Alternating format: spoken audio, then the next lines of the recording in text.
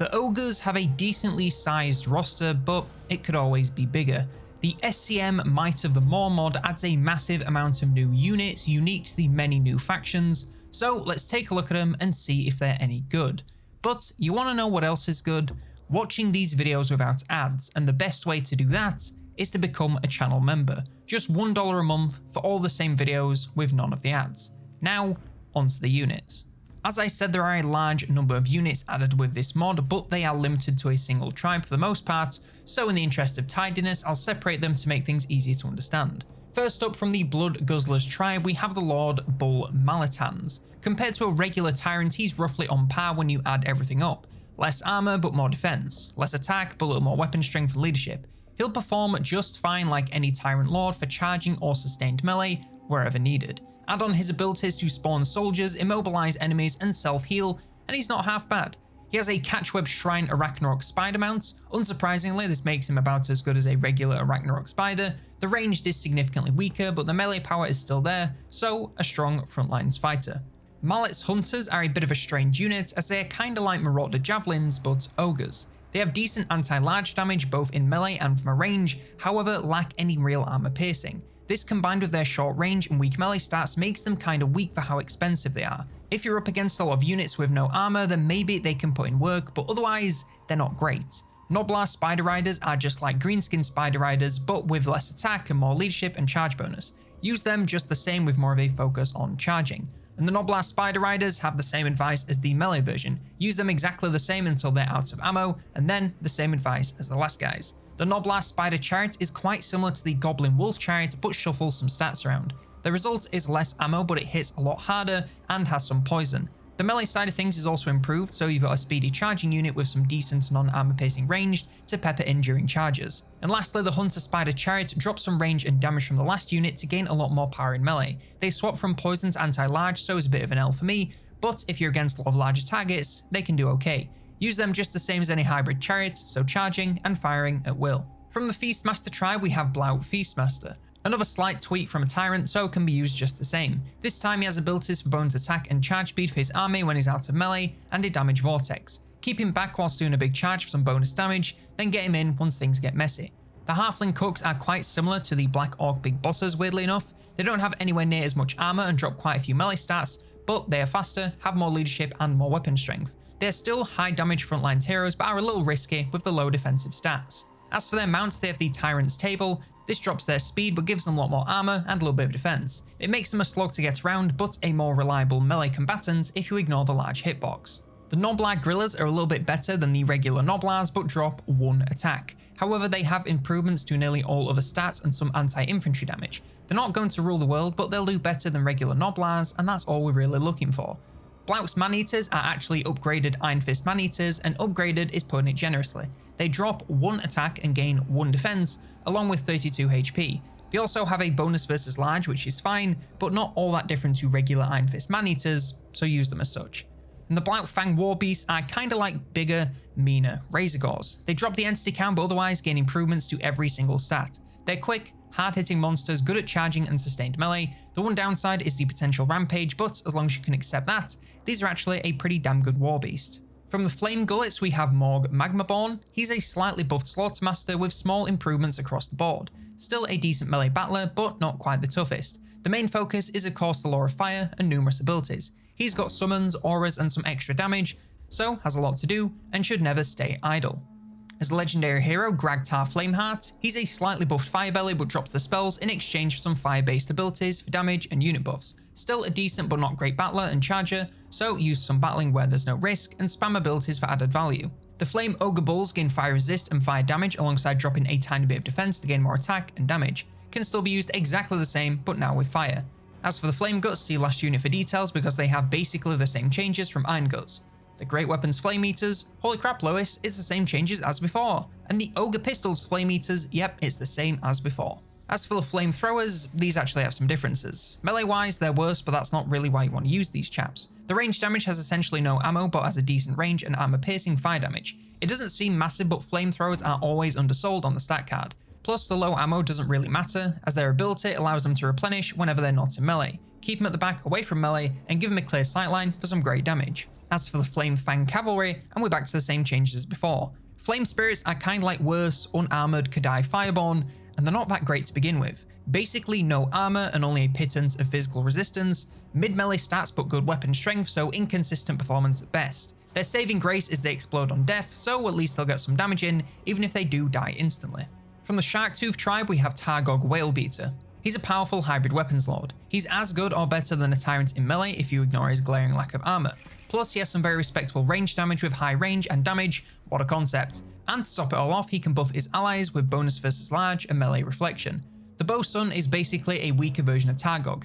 Decent less armor piercing range damage and still decent in melee aside from the lower armor, now has the ability to cast an explosive missile. The Ironhook Maneater is a single entity Maneater with marginally changed stats but a whole lot more damage with a bonus versus infantry. Add on the ability to ignore damage for a little while and they're an extremely strong frontlines battler with their one weakness being low armor, so are easily focused from a range. We have the Anchor Depth Maneater. Compared to the Ironhook, it's an improvement with more weapon strength and armor. The bonus is now versus large, so it's a great unit for sending against large single entities to make that massive damage count. The Depth Gunner is significantly weaker than the Ironhook in melee, but keeps the high armor of the Anchor Dude. Of course, the main focus is the massive missile strength. Limited ammo means you really want to fire on specific targets to make those bullets count, so massive single entities are the way to go. He also heals and does more damage and replenishes ammo whilst in water, so if you can find a way to make that happen safely, absolutely do it to keep them working a lot longer. The Drowned Maw Riders are a little like rotting Prometheans from the Vampire Coast, but with an ogre twist. Armor and damage are still great, but melee stats, charge and speed are all kind of bad, so they'll struggle to make a real impact. Their best aspect is lowering nearby enemy attack, but I'd probably still just use something else. There's the Captured Rotting Leviathan. Can't recruit these in the campaign and they're not in custom battles, so enjoy the Vampire Coast version. Basically the same as the Vampire Coast version, so cool, but nothing new. We also have the Captured Necrofex Colossus. Same as last one, can't recruit it, and also basically the same, so no need to stick around. The Depth Iron Blaster is the same as the regular Iron Blaster, but there's two of them, so twice the fun. And the Noblad Dev Scrap Launcher, again, same as Iron Blaster, twice the units, twice the fun. The tribe of Shrewd Fulg is led by Shrewd Fulg, another lord who's about as good as a tyrant. He's a little worse for damage and leadership, but does come with damage, a summon, and the ability to heal his monsters. His modified Rhinox gains him a lot of speed and damage, making him to a fast-moving battler. The defense makes charging a lot more sustainable against anything that can fight back. That said, backlines are basically free real estate with damage output like this. The modified Sabertusk pack are the same as the regular Sabertusk pack, but can be targeted by certain abilities. The modified Ogre Bulls drop some entities but gain speed and charge bonus. A drop in attack and weapon strength makes them best used for charging, especially to keep their leadership high to make the most of Frenzy. The modified Rhinox is literally just a Brood Horror without the regen. The modified Iron Guts are literally just a mutant Rat Ogre, and the modified Stonehorn is literally a Hell Pit Abomination. Next up, the Rock Skulls Tribe, and we just have Blog Crusher Guts. Would you believe it if I said he's like a tyrant but a little bit better? Crazy, I know. Use him just the same and he'll do just fine. He can drop the leadership and vigor of nearby lords and heroes, and deals more splash damage and gains resistance the more damage he takes, so get him into melee and leave him there. His gutter basically makes him into a Stonehorn with a little bit more leadership. From the Sabreskin Tribe we have Jared the Red. For once, someone who's not just a reskin tyrant. He has basically no armor alongside very low defense, but what he lacks in survivability, he more than makes up for with pretty great damage. He has very high attack and damage alongside a good chunk of charge bonus. He works well as a charging lord tagged in units that can't fight back all that well. He also has a few abilities to buff himself and allies the longer they're battling, so keep him in the middle of his army for maximum value. The Feral Stonehorn is like the regular Stonehorn but a little bit worse and prone to rampage. Less armor and charge but otherwise can function just the same, albeit with more risk involved. The Feral Rhinox is quite similar to the Razorgores but much bigger. They're better across the board to make some fast, hard-hitting beasts, best used for taking on the back lines or cycle charging the backs of the front lines. Of course, being feral means there's always a chance of rampage, but as long as you manage them well, they should do great. The Feral Mournfang is like Mournfang Cav, but worse, less armor and charge but still decent flanking beasts. Not quite as good as the Rhinox, but they are a little bit cheaper. And the Feral Thundertusk is just like the regular Thundertusk, but a little bit worse. Still has powerful range damage and the only downsides are less armor and charge, plus the rampage. All in all, a good unit despite being feral. The Sons of the Mountain are led by Throthgull Icefang, pretty similar to Jared but improvements across the board. No unbreakable but more defense and armor to round him out to being an excellent battler. He also brings buffs to allies and debuffs to enemies, so gets value through his presence alone. Hog Frostmaw doesn't have quite as much health as Hrothgull, but improvements to nearly all other stats. Melee stats are very strong alongside high speed, making him great at getting on the flanks and into vulnerable back lines. The Greyback is a faster but weaker version of Hog, can still be used about the same, but doesn't hit quite as hard. The Iron Fist Yetis drop a tiny bit of weapon strength from regular Yetis, but improvements to nearly all other stats. All of it makes them strong, defensive-focused battlers with great melee stats and damage. They can be in the front lines just as easily as they can make some decent charges, so it all depends what you need. Also, they have abilities to weaken enemies and replenish the barrier of their lords and heroes. The Great Weapons Yetis drop some melee stats and leadership to gain bonus versus large. It's a bit of a harsh trade as the bonus is only 17, use them just the same but focus large targets, otherwise stick to Iron Fists. The Feral Ice Bears have a small entity count but are stronger Feral Bears from Dryker. Bit better attack and damage but still relegated to flankers with their low defenses. But at least they can slow down their targets with their chilling aura. The Feral Ice Mammoth is the same as the Feral Mammoth from Norska, but has no rampage. Instead it has the chilling aura, so a great unit if a little lacking in melee stats. The Alter Thundertusk drops all the range damage alongside a bunch of other stats to gain constant damage to enemies and constant barrier regeneration to allies. Still a decent melee monster, so sticking in the middle of units to get as much out of those passives as you can. From the Thunderguts Tribe, we have Man the Mangler, another buffed up tyrant who does that job just a little bit better, but essentially the same. He can severely debuff enemy lords and heroes, buff his own damage, and use a breath ability for a bit of added value. His Ogre Pit Fighters are closest to Iron Guts but drop half the armor for a little defense and bonus versus large. They're still decent battlers with strong charge bonus, but you really want to focus on large to make the most of their damage, otherwise you may as well go with something else. The Ogre Pit Fighters Mournfang Cavalry have a similar story to the infantry. Drop some armor and charge from regular Mournfangs, but gain some bonus versus large. Focus large or use something else, but they're pretty good. From the Treehammers, we have Vazgrat the Lucky, pretty similar to Targog in the sense they're both hybrid weapons lords. Vazgrat is more focused on melee with great stats and damage. The ranged is decent, but a lack of armor piercing makes it a bit weaker as the game goes on. He also has a number of abilities to fart and roll the dice for all kinds of powerful effects. His Tyrant Killer mount grants him more speed, charge bonus and damage but a little less defense. Still a great battler, so the only downside is a larger hitbox.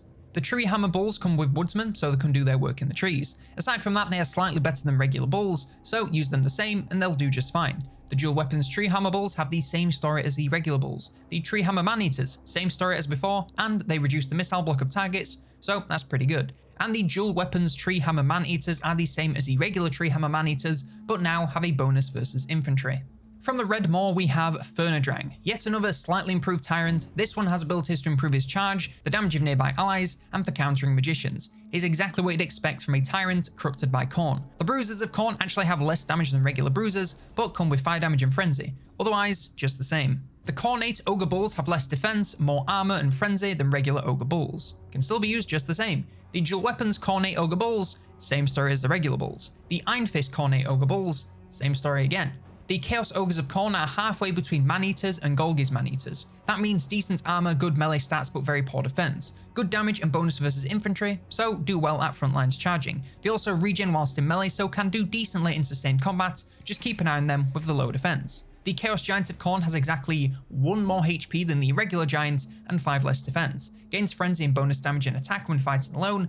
I still wouldn't recommend it since it seems like that's a surefire way to die, but the option is there if you're a wee bit crazy. Now we come to the units that I can't really find where they come from, so I'm lumping them all in at the end here.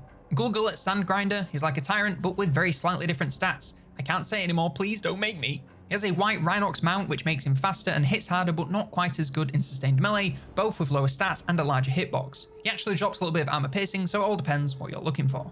Guznag is the first of the heroes, and honestly, they're pretty useless. He does have placeholder on his card, so chances are he's not quite finished yet, so fair enough. No real melee powers or abilities or spells to speak of. Has evasion and arcane conduit, so I'm guessing he's going to be a spellcaster at some point, but so far he's just kind of a useless little guy. Katarina de Hansborg is a bit of a strange addition, as she's what seems to be an ex-Bretonnian turned Noblar chieftain. Decent melee power with good melee stats and weapon strength, armor piercing, anti-large and fire damage add up to a pretty good chunk of damage, but that low armor holds her back once damage is coming back her way. Nozo de Schnozzler is kind of like a goblin big boss, but with some added ranged. In melee they're about as good with more weapon strength but less attack. The ranged damage is decent armor piercing, poison and magical, but the short range and low ammo means it's more for specific targets than something he can keep up all battle long. He also has a number of abilities to damage and debuff enemies in all kinds of ways. His Nosso's Trappers actually make him into a full infantry unit. They gain little HP, but drop melee and range damage. Sure, it's coming from more entities, so it's technically better, but it's a little situational, which you should pick. Golthog is like a Tyrant Lord, but honestly better, which is pretty swell for a hero. Can still be used just the same though. Old Thunder is an incredibly heavily armoured hero, not quite as strong as Golthog in melee, but also comes with some excellent ranged power. Insanely long range and decently damaging armor-piercing missiles make for a long-range key target sniper, though just be cautious of using that full range's accuracy in Total War is a touch unreliable. Brow Slave Lord has less armor and armor piercing than a Bruiser, but improved melee stats and leadership can make for a wee bit of a weird hero.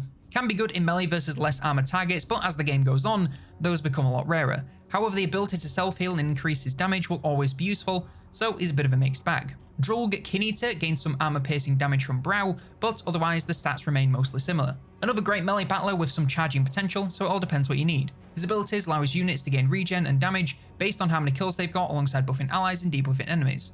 Gloon Wayfoot is literally just a giant. Sandbad the Sailor is similar to Targog but with all kinds of stat changes, very limited ammo, so limited that it actually reads as 0. Melee power is still strong with great stats and damage, pop that big ranged attack before heading into melee for more great value. And lastly, Rothnog the Shrine Keeper, similar to a Firebelly stats-wise, so okay in melee, but not the best at keeping alive. However, swaps a lore of Fire for life, so much more defense and healing focused, which is never not welcome. Plus he can summon an Earth Elemental for some added firepower, so that's pretty neat. We have Morg's Iron Guts that are essentially slightly buffed Iron Fists, and a Cyclop, which is literally a giant.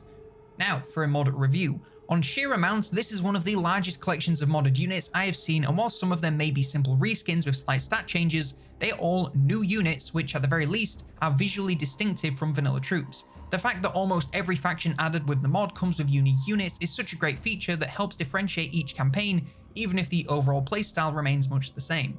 And the fact that those units from each faction have changes that are specific to the faction they come from is brilliant. It's not a genius idea to give the dude who's all about fire some fire-based units, but it shows that extra care and effort was taken, and I will always appreciate that. As for how new and exciting most of these units are, well, it can't all be unbridled praise. I'm not trying to shit on this mod in any way, shape or form. It is a fantastic time, and if you give it a go, you will probably have fun. However, the vast majority of new units don't offer much in the way of new gameplay. There are the odd glimmers of brilliance like the new Yetis or some of those pirate single entities, but for the most part it's versions of existing units given a new skin with some slight stat changes. If you want something that shakes up how to play the Ogres, you might be disappointed.